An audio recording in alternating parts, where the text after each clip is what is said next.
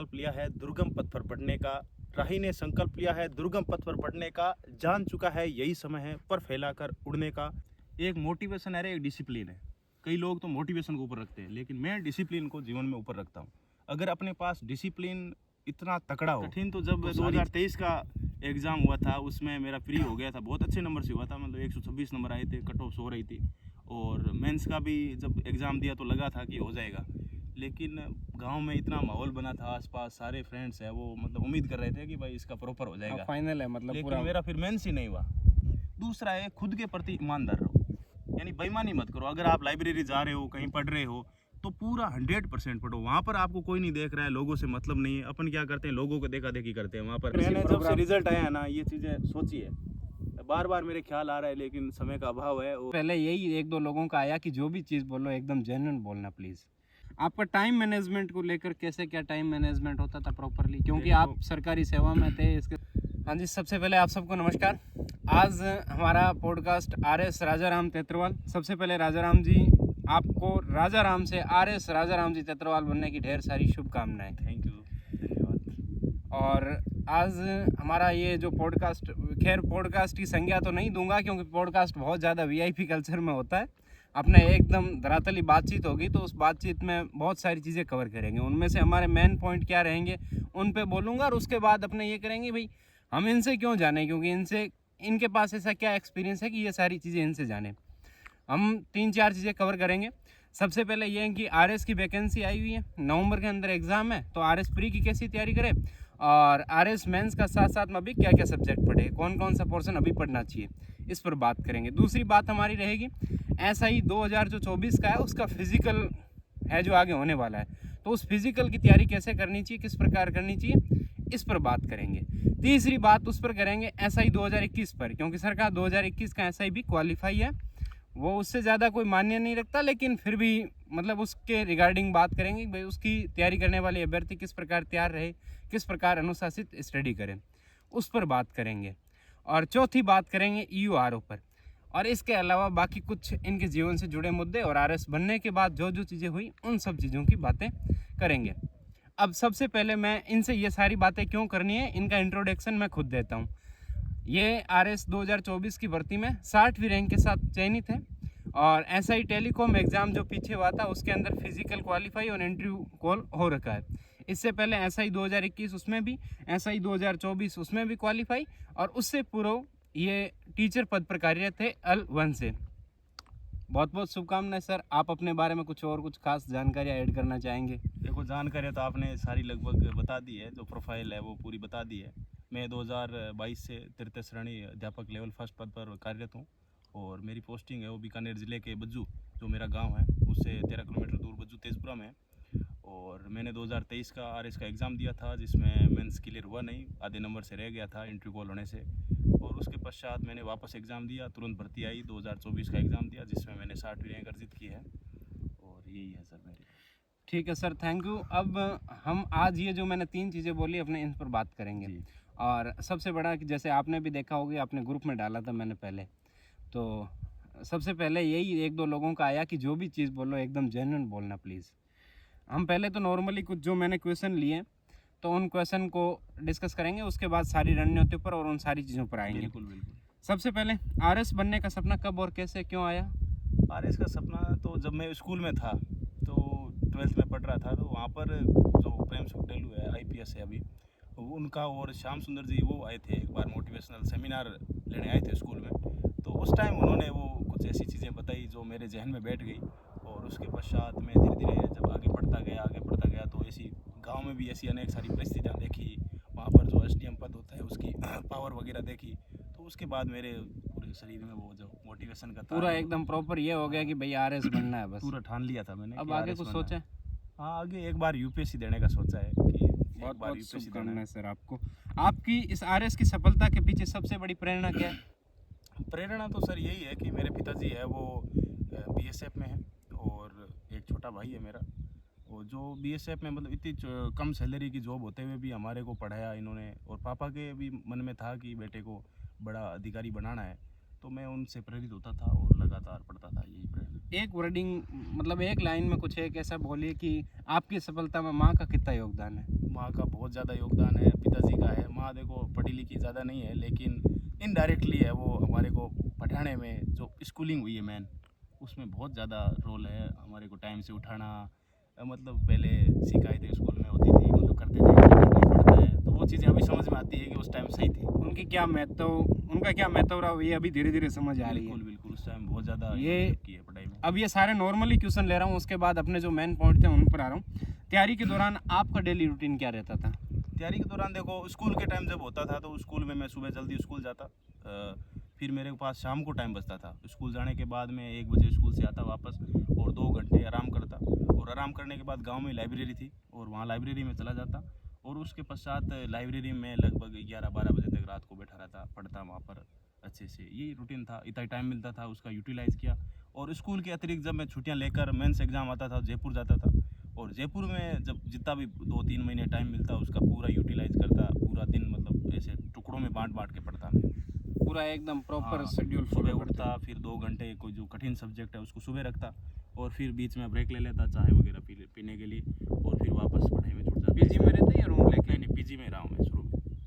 ठीक है। आपकी इस तैयारी के दौरान आपका सबसे कठिन समय कौन सा रहा था? कठिन तो जब 2023 का एग्ज़ाम हुआ था, उसमें मेरा प्री हो गया था, बहुत अच्छे नंबर से हुआ था, मतलब 126 नंबर आए थे, कट ऑफ हो रही थी। और मेंस का भी जब एग्ज़ाम दिया तो लगा था कि हो जाएगा, लेकिन गांव में इतना माहौल बना था, आसपास सारे फ्रेंड्स हैं, वो मतलब उम्मीद कर रहे थे कि भाई इसका प्रॉपर हो जाएगा, फाइनल है मतलब लेकिन पूरा। मेरा फिर मेंस ही नहीं हुआ। तो उस टाइम ऐसे लगा कि अब जीवन में सब कुछ हार गए, तो वो मैं चीज़ें कर क्या मेरे रहा को हूँ ना? बहुत ज़्यादा अंदर से बहुत ज़्यादा ऐसे घात पहुंचाया मेरे को। कि मैं अब क्या कर रहा हाँ, हूँ। वो फिर उम्मीद सारी टूट गई थी मेरी। RS 2023 में आप असफल हुए, जी। उसके बाद कभी ऐसा लगा नहीं कि यार इतने लोग उम्मीद करते हैं कि भाई अब छोड़ देना चाहिए, नहीं करना, लोगों की उम्मीदों पर खरा नहीं उतर पाया, अब छोड़ दूं, ऐसा दिमाग में कभी नहीं आया? महीने भर ऐसे बोझ लेके घूमता रहा मैं इधर उधर, फिर ऐसे लगा कि अपना कहाँ होगा, ऐसे अपना तो कहीं रैंक लग जाए, पीछे लिस्ट में आ जाए, बस इंटरव्यू कॉल हो जाए एक बार बताने के लिए, ये सोचता रहा। फिर बाद में सोचा कि अपने को लोगों से क्या मतलब है, अपने को खुद को करना है। फिर मैंने लोगों पर ध्यान देना बिल्कुल बंद कर दिया, गांव में क्या बातें हो रही है, मेरे बारे में क्या दोस्त बोल रहे हैं, तो वो सारी चीज़ छोड़ के मैं खुद से पूरा उन सारी चीज़ों को धीरे धीरे मोटिवेट इग्नोर होता कर रहा दिया। और खुद से मैं प्रूव करता रहा। RS 2023 में जो असफलता मिली, उसका मेन कारण क्या हो सकता है? भाई 24 में 60वीं रैंक कर, 23 में एकदम मतलब असफल नहीं, एकदम भयंकर तरीके से असफल। रेयर ही उसका केस क्या होते हैं जो कारण? मतलब इतना असफल होने के बाद भी 60वीं रैंक आई। उसका तो क्या रीजन है? ये था कि जो 2023 से पहले जो आरपीएससी का पैटर्न था वो बिल्कुल अलग था, बिल्कुल सिंपल क्वेश्चन आते थे। 2023 का अचानक आरपीएससी का पैटर्न बदल गया था। मैंने पूरे नोट्स रट लिए थे स्प्रिंग बोर्ड के, लेकिन उसमें वो जो एनालिटिक अप्रोच है जो आरपीएससी डिमांड करती है वो मैंने बिल्कुल डेवलप नहीं की थी। बाकी टेस्टों में भी, मॉक टेस्ट में अच्छे नंबर आते थे, लेकिन वो जो मेरी कमियां थी मैन, उस पर ध्यान नहीं दिया और मैं पूरा रट के तैयार करा, लेकिन क्वेश्चन बिल्कुल विपरीत थे, तो इसलिए मेरे को लग रहा है कि नहीं हुआ। और 23 वाले में आप उसके लिए तैयार हो गए? वो मैच्योरिटी बनी नहीं उस टाइम, इतनी आई नहीं कि अपन मतलब डिजर्व करते हैं। फिर वो वापस मैंने कमियों पे चेकआउट किया कि अपनी ये कमियां रही है, और फिर मैं दबा के उस कमियों को सुधारने में लगा, और ये आपके सामने रिजल्ट है। बहुत बहुत बधाई हो ये रिजल्ट। तो आपका टाइम मैनेजमेंट को लेकर कैसे, क्या टाइम मैनेजमेंट होता था प्रॉपरली? क्योंकि आप सरकारी सेवा में थे, इसके साथ साथ ये सारी RS की तैयारी करना बहुत, मतलब ये सारी चीज़ें किस प्रकार मैनेज कर रहे देखो, थे? मेरा एक सूत्र था, एक मोटिवेशन है, एक डिसिप्लिन है। कई लोग तो मोटिवेशन को ऊपर रखते हैं, लेकिन मैं डिसिप्लिन को जीवन में ऊपर रखता हूँ। अगर अपने पास डिसिप्लिन इतना तकड़ा हो तो सारी चीज़ें हैं वो बाकी सब सेटल हो जाती है। तो मैं जो अनुशासन है वो मैं खुद के प्रति अनुशासित बहुत ज़्यादा रहता था। स्कूल जाता टाइम से, और फिर नो, मेरा जीवन में नो बहुत इंपॉर्टेंट है। कोई भी दोस्त बोलता कि आज भाई वहाँ चलना है, अपने को शादी में चलना है या कहीं और जाना है, पार्टी में जाना है, तो मैं सीधा उसको मना करता, भाई नहीं जाना है, मेरे को पढ़ना है। तो मैं नो बिल्कुल एकदम सटीक सीधा मुंह पे बोल देता था, चाहे नाराज हो मना जाए। करना बस। हाँ, तो ये मेरे जीवन में 2-3 वर्ड्स है, एक तो डिसिप्लिन, एक नो देना, ये मेरे को मतलब सफलता में। ये जो आपकी जो वर्डिंग है, इन सारी वर्डिंग को आप एक कोड करके मुझे बताइए कि एक ही पर्सन में, कि सामान्य ऐसी कौन सी गलतियां जो एक अभ्यर्थी को नहीं करनी चाहिए, कि भाई ये गलतियां तो कम से कम आप स्टूडेंट लाइफ में और आपको पढ़ना है तो ये करनी नहीं है। एक तो देखो, खुद के प्रति डेडिकेट कितने हो वो है। एक दिखावा मत करो जीवन में। मतलब मैं 23 में क्या कर, थोड़ा दिखावा करने लग गया था, लोगों को बताने के लिए पढ़ने लग गया कि अपने नंबर आ रहे हैं, लोग अच्छा महसूस कर रहे हैं, भाई लोग सोच रहे हैं कि ये पढ़ रहा है, फील लेने लग लेकिन गए। अंदर ही अंदर वो कहीं ना कहीं लग रहा था कि अभी तेरी इतनी अच्छी तैयारी है नहीं। नहीं। तो पहली बात है, दिखावा मत करो। दूसरा है, खुद के प्रति ईमानदार रहो। यानी बेईमानी मत करो। अगर आप लाइब्रेरी जा रहे हो, कहीं पढ़ रहे हो, तो पूरा 100% पढ़ो। वहाँ पर आपको कोई नहीं देख रहा है, लोगों से मतलब नहीं है। अपन क्या करते हैं, लोगों को देखा देखी करते हैं। वहाँ पर ये पढ़ रहा है तो इसके बराबर मैं भी बैठ जाता हूँ। अगर आपका वहाँ पर मन नहीं है पढ़ने का तो बाहर घूमने निकल जाओ, लेकिन जहाँ पर टाइम दे रहे हो तो पूरा ईमानदारी से दो। और तीसरा है, पूरा डेडिकेशन से लग जाओ, अनुशासन रखो जीवन में, तो आपको ये 2-3 सारी चीज़ें हैं वो आपको लक्ष्य तक पहुँचा देगी।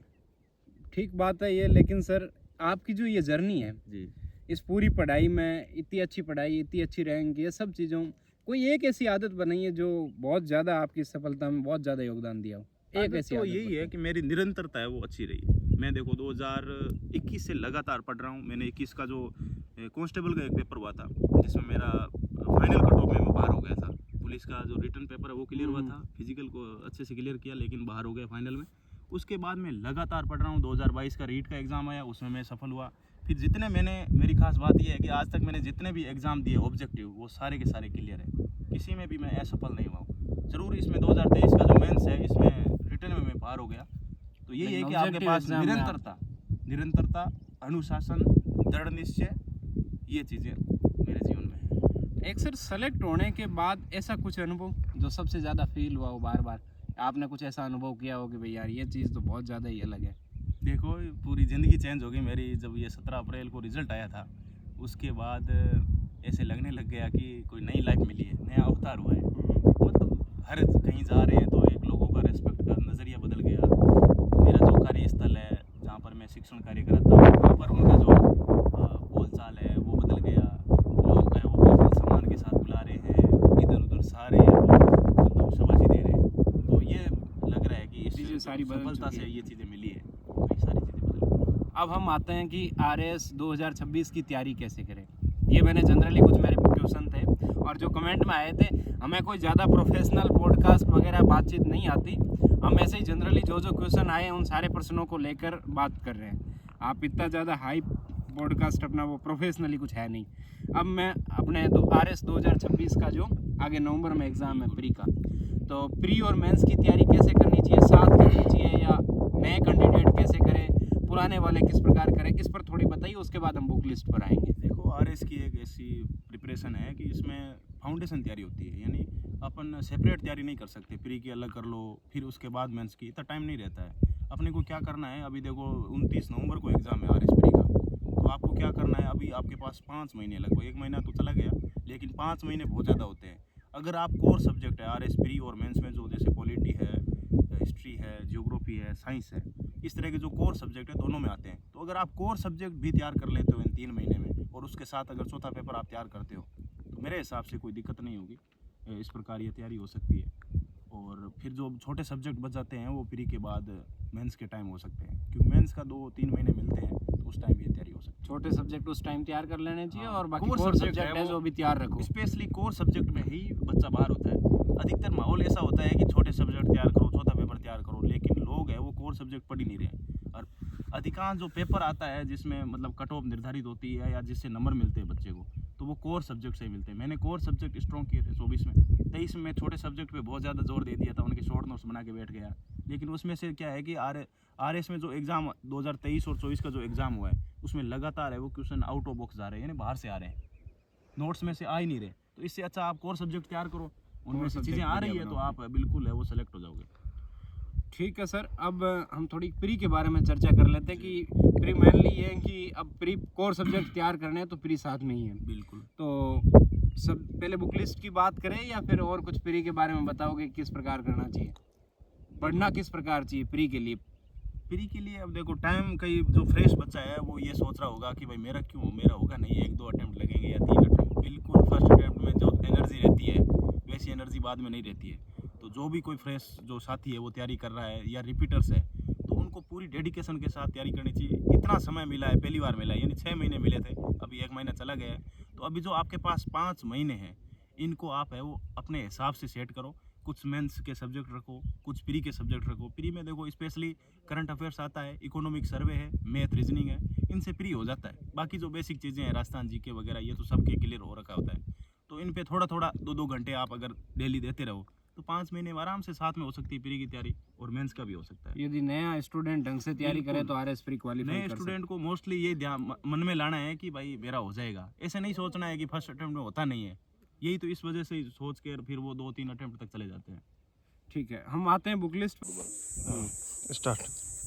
हाँ जी, अब हम जानेंगे आरएस प्री की बुक लिस्ट के बारे में। सर, सबसे पहले Rajasthan history art and culture की कौन सी बुक फॉलो वगैरह करनी चाहिए? देखो, जब मैंने तैयारी स्टार्ट की थी तो स्प्रिंग बोर्ड की बुक मैंने पढ़ी थी हिस्ट्री और आर्ट कल्चर के लिए, क्योंकि बाजार में उस टाइम वही उपलब्ध थी।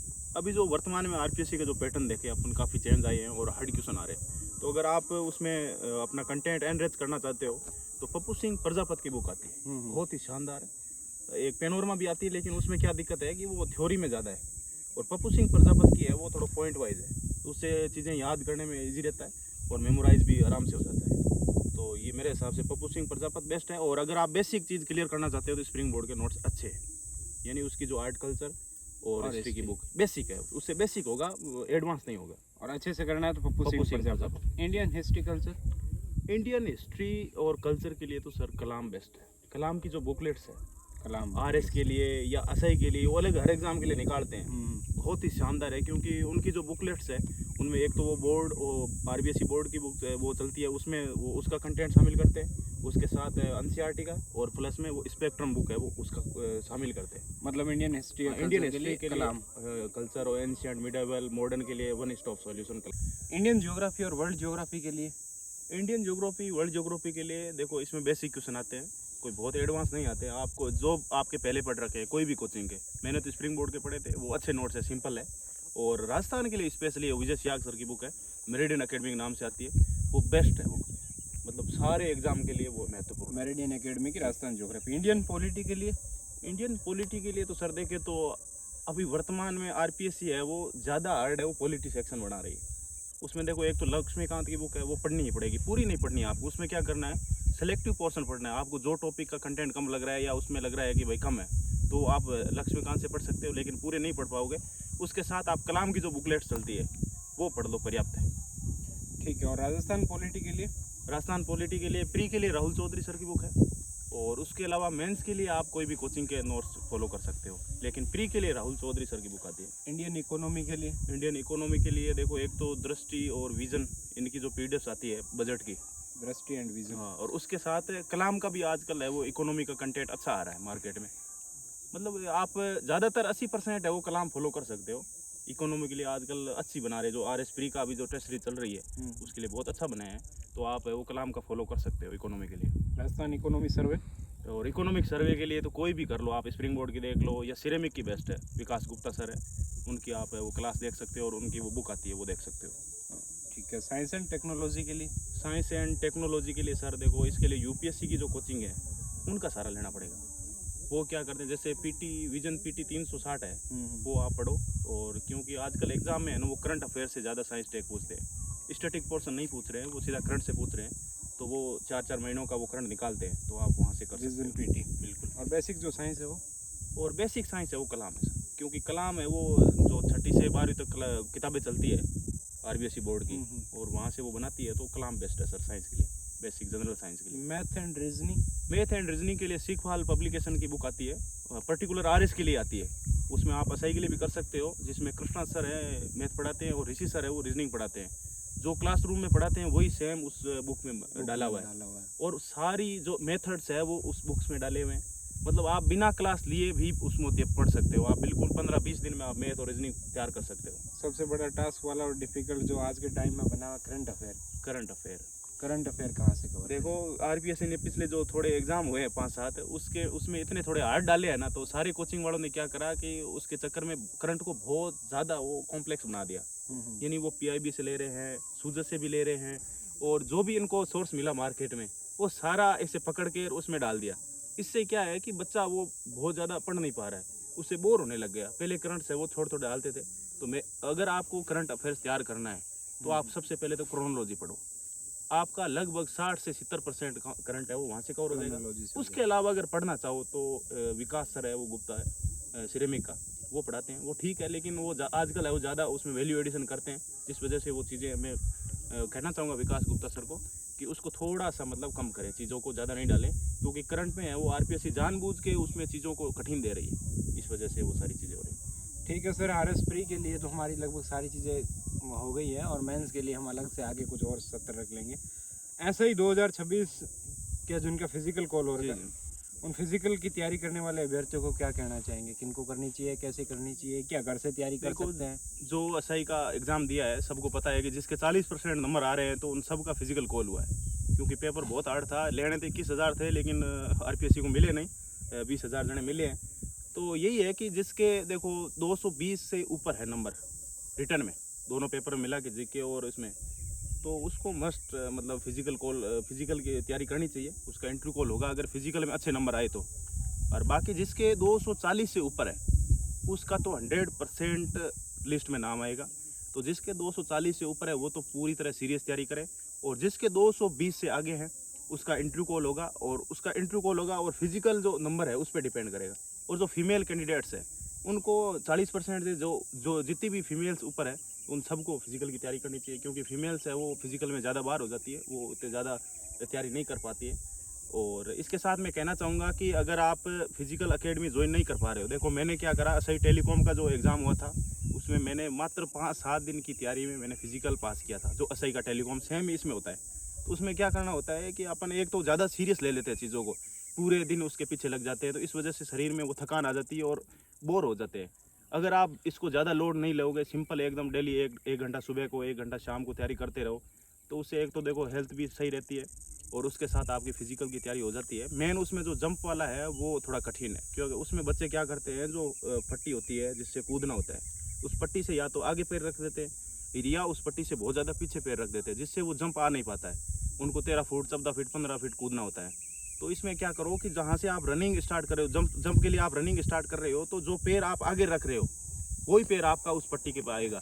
तो वो आपको बैलेंस बनाना जरूरी है, इसके लिए आपको प्रैक्टिस चाहिए। वो आप प्रैक्टिस कहीं भी कर सकते हो, ज़रूरी नहीं कि आप शहरों में जाके चीज़ों को मतलब वहाँ पर करो या एकेडमी ज्वाइन करो, उसमें टाइम वेस्ट करने की बिल्कुल ज़रूरत नहीं है। और बाकी चिनअप तो कोई भी निकाल सकता है, अगर आप शुरू में निकालोगे तो 5-7 दिन में आपकी 2-3 चिनअप आएगी, और बाद में अगर धीरे धीरे प्रैक्टिस करोगे तो वो चिनअप आपकी 6 से 7 चिनअप हो सकती है। मैं निकाल सकता हूँ, मतलब 85 किलो मेरा वेट है, मैंने कभी भी ऐसे एक्टिविटी की नहीं, और मैंने फिजिकल पास किया है, तो मेरे हिसाब से कोई भी कर सकता है, इतना कठिन है नहीं। जितना माहौल बना हुआ है, जितने ये एकेडमी वाले माहौल बना रहे हैं, इन्होंने बहुत ज़्यादा ऐसे बच्चों को डरा दिया है, जिस वजह से जो आरएस में तैयारी कर रहे हैं, जो सीरियस बच्चा है वो भी बेचारा आरएस की तैयारी से मतलब दूर हट रहा है, और वो इस फिजिकल में ज़्यादा मतलब पढ़ रहा है। तो इसलिए दोनों चीज़ों को साथ में रखो, सुबह 1 घंटा दो, शाम को 1 घंटा दो, इतना ही काम है, बिल्कुल आराम से हो जाएगा ये चीज़ें सर। ठीक है सर, ऐसा ही जो 2026 है उसकी फिजिकल की बातें हो गई। एक URO की कुछ बातें चल रही है। URO की मतलब कि मैंने एक संशय में देखा है कि कुछ ये सोच रहे हैं यार RS की बजाय URO कर लेते हैं, इधर उधर SDM या डिप्टी नहीं मिलता है इसके बाद तो यही ठीक है। तो इस URO कब क्या आने वाली हैं? देखो URO की भर्ती काफ़ी लंबे समय से इंतज़ार है। राजस्थान में जो बच्चे URO की तैयारी कर रहे हैं वो लगभग 1 साल से तैयारी कर रहे हैं। तो इसमें देखो जो 2 पेपर होते हैं, एक तो जो दूसरा पर्टिकुलर जो EO का पार्ट आता है 40 नंबर का, वो होता है, दूसरा GK GS का नॉर्मल पेपर होता है। अगर आप RS प्री की तैयारी कर रहे हो तो लगभग आपका 80% है वो उस RS प्री में शामिल हो जाता है। मेन जो 40 नंबर का है वो आप बेरख्त पढ़ो, इसके लिए अलग से बुक्स आती हैं, जैसे विकास गुप्ता सर निकालते हैं, या बूस्टर के जो कपिल सर है वो भी बुक्स निकालते हैं। अगर आप वो बुक पढ़ते हो या बेरख्त लाकर पढ़ते हो तो उससे भी हो जाएगा, इसको कोई लोड लेने की ज़रूरत नहीं है मेरे हिसाब से। जो बच्चा पर्टिकुलर URO में जाना चाहता है तो वो तो URO की कर लो, क्योंकि वैकेंसी आने वाली है, और लगभग अप्रैल या उसके बाद 1-2 महीने बाद है वो एग्ज़ाम होने वाला है अगले साल। और जो बंदा सोच रहा है कि भाई मैं सब साथ में कर लूँ, तो साथ में भी हो सकती है, क्योंकि इसका जो 70-80% सिलेबस है वो सेम है, पैरेलल है। मात्र जो 40 नंबर का अंक का भार है वो आप अलग से तैयार कर सकते हो, पार्ट भी एक अलग से तैयार करेंगे। ऐसा ही 2021 की तैयारी करने, री एग्ज़ाम की जो तैयारी करने वाले में एग्ज़ाम है अभी। हाँ, तो उनके लिए क्या सोर्स वगैरह तो लगभग ये सेम ही है? यही जो RS प्री के मैंने बताए हैं वो आप एज इट इज़ फॉलो करो। बाकी तो इसका देखो जो तैयारी कर रहा है वो उसने शुरू कर दी होगी। और मेरा एक सजेशन है, जो भी बच्चा तैयारी कर रहा है RS प्री वगैरह, कलाम की टेस्ट सीरीज़ अवश्य ज्वाइन करें। कलाम और सिरेमिक ये दोनों बहुत बेहतरीन टेस्ट सीरीज़ प्रोवाइड कराते हैं। और कलाम की जो टास्क विद बुकलेट है वो बहुत ही लाजवाब सराहनीय कदम है कलाम का। मैंने जो 2023 वाला अटेम्प्ट दिया था उसमें मैंने स्प्रिंग बोर्ड की टेस्ट सीरीज ज्वाइन की थी, लेकिन उसमें मैंने वो इतनी चीज़ें सीखी नहीं, और उसके बाद मैंने चेंज करा कंटेंट और कलाम का ज्वाइन किया था और बुकलेट वाला, लेकिन वो उसमें समय कम था, पूरी बुकलेट नहीं पढ़ पाया, लेकिन जो जितनी पढ़ी है वो बहुत ज़्यादा उसमें आई है एग्ज़ाम में। और उनका जो टेस्ट सीरीज़ का जो पैटर्न है वो वैसा का वैसा है, सेम आरपीएससी जैसा। तो कलाम को वरीयता देनी चाहिए और ये चीज़ें। ठीक है, लगभग हमारे एसआई फिजिकल के बारे में चीज़ें कंप्लीट हो गई 2026 वाले की। 21 वाला जो एग्ज़ाम था उसके बारे में क्लियर हो गई, आरएस के बारे में क्लियर हो गई। अब मैं कुछ वो बेसिक जो प्रश्न कमेंट में आए थे उन सारे प्रश्नों को ले रहा हूँ। बेहतर तैयारी के बाद भी कम अंकों से असफल जो आपके साथ ये अभ्यर्थी हुए हैं उनके बारे में क्या कहना चाहोगे सर? यही कहना चाहूँगा कि कोई जो साथी है वो मात्र आधे नंबर से, 1 नंबर से, 2 नंबर से या 2-3 अटैम्प्ट दे के रह जाते हैं, तो उनमें क्या अंदर ही अंदर है वो हीन भावना पैदा हो जाती है। मेरे केस में हुई थी 2023 वाले में। लेकिन आप उस चीज़ को नेगेटिव मत लो, पॉजिटिव लो, क्योंकि असफलताएं अपने को मजबूत बनाती है। अगर आप असफल हो रहे हो तो उससे देखो, मैं अगर असफल नहीं होता तो मेरी रैंक आज ये नहीं आती, क्योंकि मैं 23 में पूरी तरह फेल हुआ। तो मैंने वो अपनी गलतियों पे काम किया, क्या क्या गलतियां हैं उनको परखो, मेन अपनी गलतियां जांचो और उन पे काम करो। पर्टिकुलर जो आपकी कमियां हैं उन पे अगर काम करोगे और पॉजिटिव रहो और लोगों पे ध्यान मत दो। आप क्या करते हैं कि अधिकांश बच्चे हैं वो लोगों के चक्कर में फंस जाते हैं कि यार वो क्या कह रहा है, समाज क्या कह रहा है, उससे फ़र्क नहीं पड़ना चाहिए। अपने खुद के जो लक्ष्य है, अपने छोटे छोटे टारगेट सेट करो और उन पे दिन रात मेहनत करो, आराम से चीज़ें हो जाएगी, इतना हार्ड नहीं है।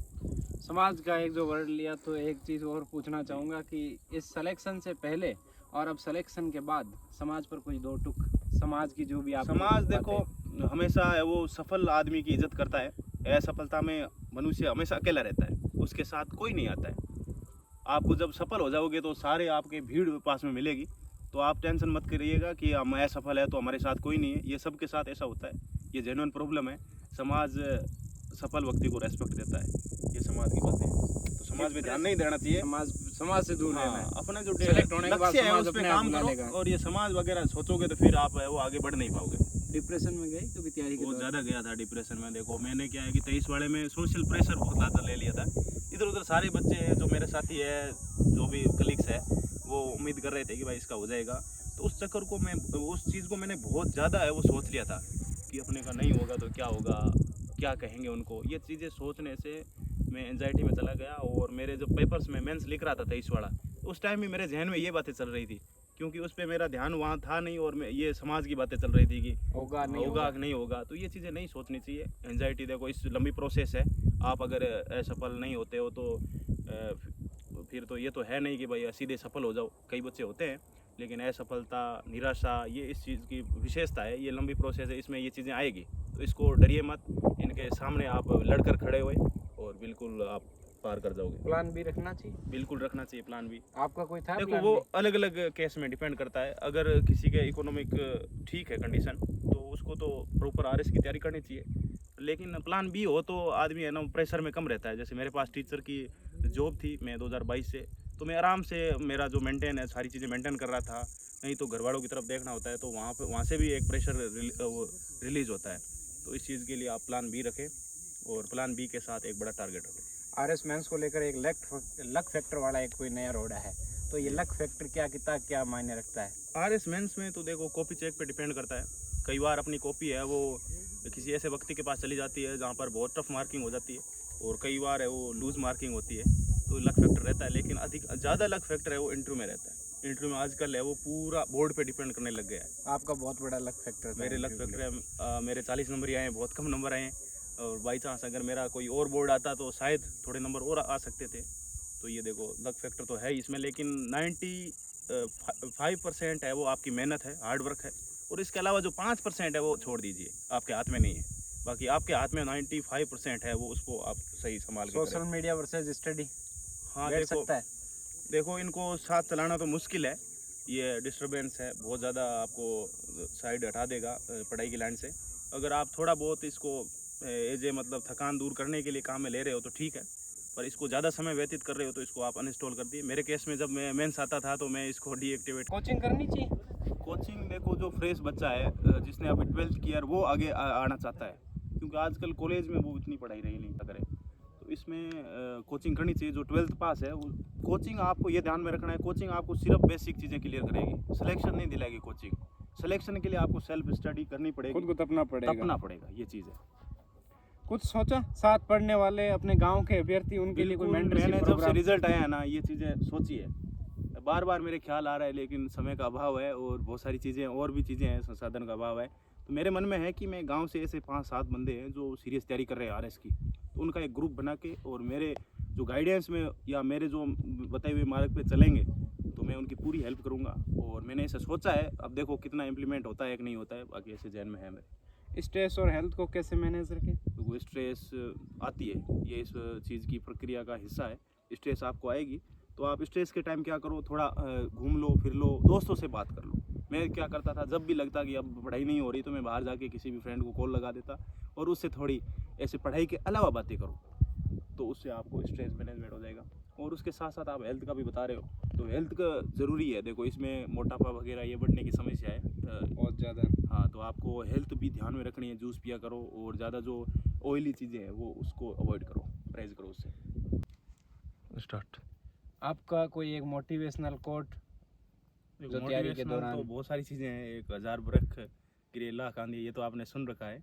दूसरा है कि राही ने संकल्प लिया है दुर्गम पथ पर बढ़ने का, राही ने संकल्प लिया है दुर्गम पथ पर बढ़ने का, जान चुका है यही समय है पर फैलाकर उड़ने का। कह दो तूफानों से जाकर, कह दो तूफानों से जाकर, चाहे जितना तेज चले, अब इस कश्ती को अभ्यास हो गया लहरों से लड़ने का, लहरों से लड़ने का। Thank you so much sir. आज का हमारे लगभग जो भी चीज़ें हमने पहले बोली सारी चीज़ें कवर की, इसके अलावा आसपास की सारी चीज़ें कवर करी। सर एक बार हमारे इस चैनल को सब्सक्राइब करने के लिए एक बार ज़रूर निवेदन कीजिए। बिल्कुल, आप जो भी नए जो व्यूवर्स हैं इस चैनल को सब्सक्राइब करें। और ये हमारे साथ अलेक्सा है जो अभी इस क्षेत्र में नया है, तो आप इसको सपोर्ट बनाए रखिए। और ये इस क्षेत्र की जो भी प्रतिभाएं हैं या आसपास जो आरएस के सेलेक्टेड है या टीचर्स है, तो उनका ये पॉडकास्ट या इंटरव्यू लेता रहेगा और बाकी मेरा इसको सहयोग रहेगा। और आगे एक मेंस के लिए पर्टिकुलर एक अलग से वीडियो बनाएंगे। और बाकी आप कमेंट में बता दीजिए कि कोई इस चीज़ में कोई और अतिरिक्त चीज़ बतानी है तो हम प्रयास करेंगे एक और वीडियो बनाने आपके सारे सुझाव है जो आमंत्रित है। आप टेलीग्राम चैनल पर भी जुड़े हुए हैं, RS एनालाइट, क्या नाम है? RS with analysis. RS with analysis. Thank you. उस चैनल पर भी जुड़े। Thank you so much.